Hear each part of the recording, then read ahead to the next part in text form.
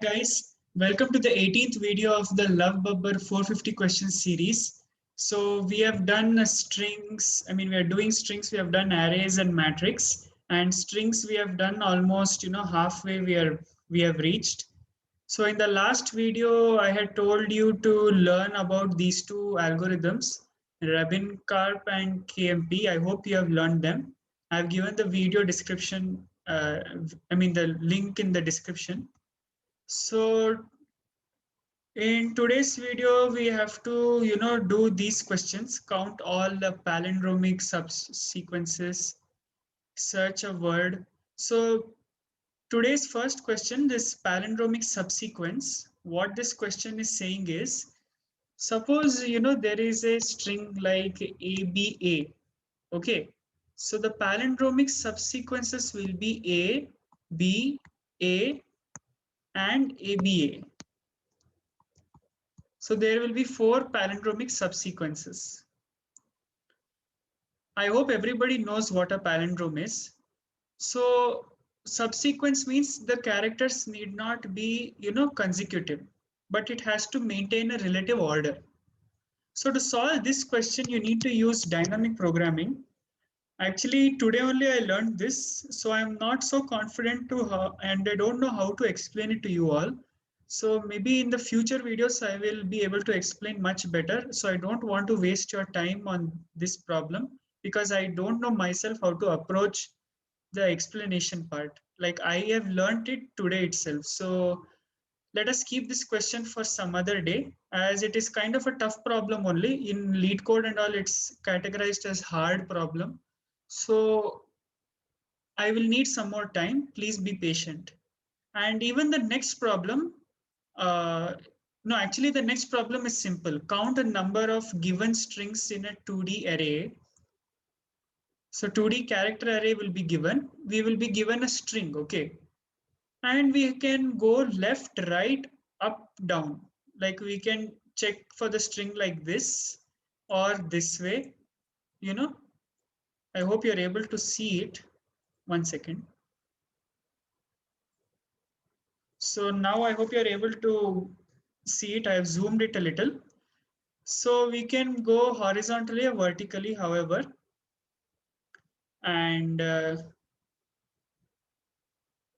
so to solve this problem, it's nothing but complete implementation only. There is nothing much to tell here. Like you have to do it by yourself. So coding part will be lengthy and it's very simple. It is a heavy implementation problem and kind of brute force only. So this problem, search a word in a 2D grid of characters. This also, I'm not able to give a good explanation as of now. Like I myself am not very clear because in this problem, we can go in 4 directions plus diagonal also. So totally we will have 8 directions, as if the grid is like this,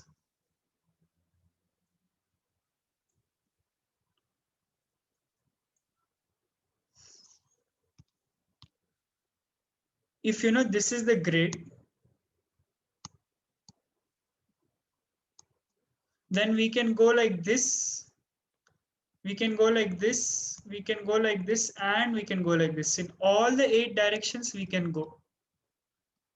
That is why this problem becomes a little hard to code and explain. Like I'm not so confident with this problem. So I am confident with the next problem. Let us see that. This Boyer-Moore algorithm, for that, if you want to know this pattern matching algorithm, I suggest you watch these 2 videos. This one you watch and even this one. So I'll put the link of the video in the description. It is again a string matching algorithm only. So I have learned it from these videos. So it's better if you watch them only, like they are very good explanations. Otherwise I'll be wasting your time. So it is better to watch from there. Today, let us discuss a problem, Roman number to integer. So I hope you all know what Roman numbers are. So Roman numbers, for example, let me just refresh your memory. In Roman number, this means 1. And This means 5. X symbol means 10. Okay. And I guess L means 50. Like that, there are some more like C means 100, D means 500, and M means 1000. So I hope all of you know what Roman numbers are now. So how to solve the problem? What will the problem be like? So problem will be given an input string. Suppose the input string S is, xx1, sorry, xxi. Okay, xxi. This corresponds to what? 21. How we got 21? X is 10, X is 10, this is 1. So 10 plus 10 plus 1. Like that we got. So like this, we have to convert the string, the Roman string, into a number. So how to do this? So as we are able to see that, you know, we will need a map. We will need a map. Why will we need a map? We need to store the value of all the characters. Like character I is equal to 1, character V is equal to 5. Like that, we need to store all the characters. So the first step to solve the problem will be, let me put this aside. Okay, so the first step will be take an unordered map, and then what you do is you store all the values from 1 to 1000, whatever values are there, like this you store. I hope you're able to see it. Okay, and then now suppose the string length is 1, there is only one character, then return m of s of 0. This is simple only, I don't think any explanation is needed if the string length is 1. Otherwise, we need to find the total sum. So how to traverse? We will traverse the string and we will check this condition. If m of s of I is less than m of s of I plus 1. What does this condition mean? So this condition is nothing but, let me take an example to explain. See, for example, if the string is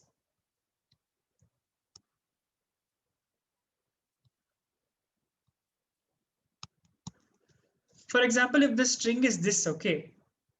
So by looking at it, we know the answer will be 56, I guess. This is 50. This V is what? Sorry, this is supposed to be V. I'll just remove this.